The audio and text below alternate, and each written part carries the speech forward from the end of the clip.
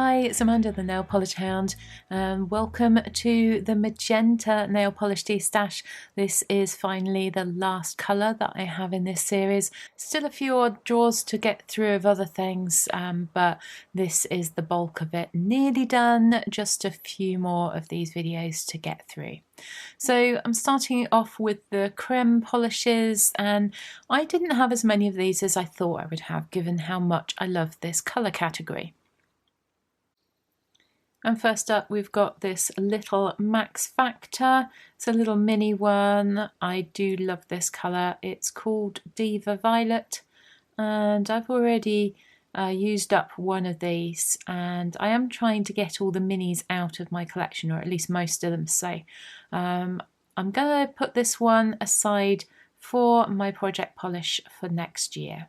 And this is what that one looks like on the swatch wheel. Next we've got an Aras nails, and this one is Una. Very, very pretty. Not too dissimilar to the last one. This is what they look like next to each other in the bottle. This is what Una looks like on the swatch wheel. You can see these two are fairly similar.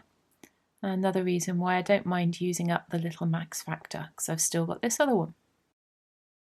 Next we've got this SE. You can see how much blue there is actually in this polish. It's separated a little bit around the edges there. And this one is called Flowerista. I do remember really liking this. I also think it might be a stainer, so I'll have to remember to double up on the base coat with this one. This is what it looks like on the swatch wheel, and you can see it is a little bit darker than the last two. And if you're wondering what's on my nails in this video, I have got Holo Taco's Unicorn #1, and I've topped it with Bedford and Grove She's Like the Wind, which is a reflective topper with a scattered holographic topper in it as well. And I'm loving this combination. So keeping the SE. The next one is also by SE, and this one is the Fuchsia of Art. Not sure if it was the last one or this one that might be a stainer. This one is definitely very, very sheer. It's a lovely colour, but I think I'm going to pop this one in my nail art drawer because it is so sheer. This is what it looks like on the nail wheel. It's a nice colour. But you can see even with 3 coats, I think this was, you've got the E and the S from the SE just clearly visible still through this. So this one's going into my nail art drawer. Next up we have got a Holo Taco. I love this colour. Sadly now discontinued. I don't know why they got rid of this one. It's called Work Bestie.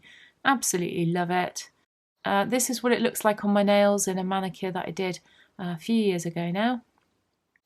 That's what it looks like on the swatch wheel, and of course I'm going to be keeping this one. Next we have got this Morgan Taylor. This one is called One Piece or Two. I have already used up a mini version of this, and I went out, purposely got the full-sized bottle. It does dry down matte and it's almost neon, not quite. And that is what it looks like on the swatch wheel. So that one's staying in my collection as well. Last in this little grouping is this Jelly High Shine by Barry M, and this one is called Gummy Bear. This one's fairly similar to the Holo Taco. Work Bestie. It's just a little bit less saturated. So that's what this one looks like on the swatch wheel.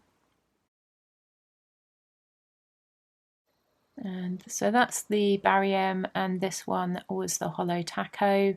The Holo Taco is a little bit pinker and a little bit lighter, but they are very similar. But I love this sort of colour, so I'm going to put the Barry M out for next year's project polish as well.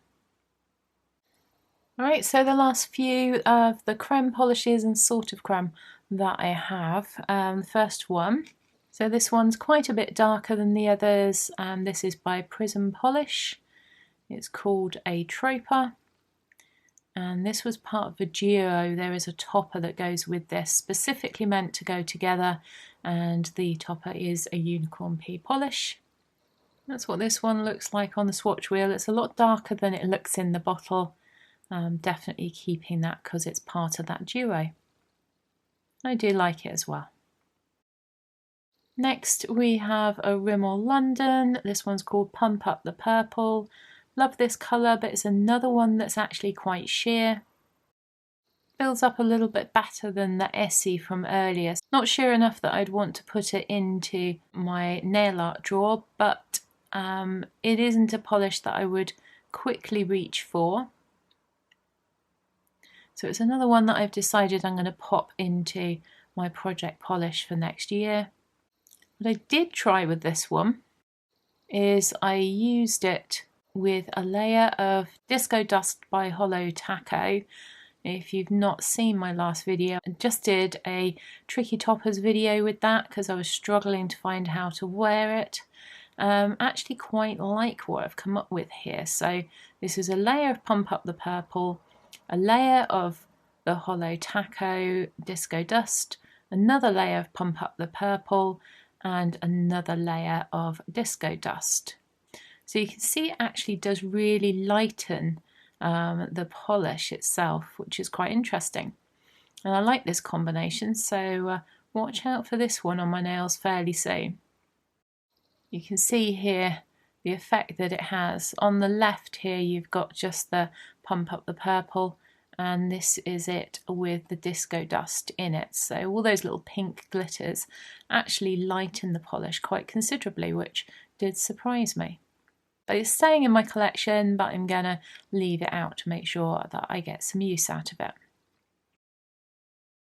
Next is another Aras nails, and in comparison to the other polishes in this video, this one looks more red, but when you put it with my reds it definitely looks more purple.